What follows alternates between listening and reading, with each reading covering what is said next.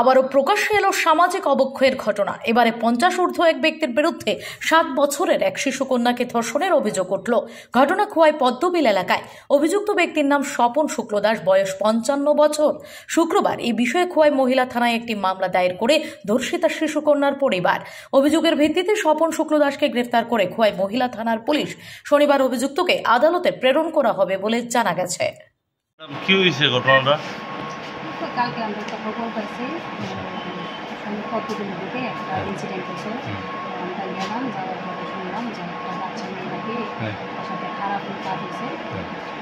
আমরা আসামির নাম জানতে পারছি, আসামিও আমরা অ্যারেস্ট করছি, হেফাজতে আছে। আজকে আমরা আসামের কি কে দ্বারায় মামলা নেওয়া হয়েছে? কেস নম্বর হয়েছে 2024 WAS 020, ডেট হয়েছে 22/6/24, ধারা হয়েছে 376(3) IPC আর POCSO 6।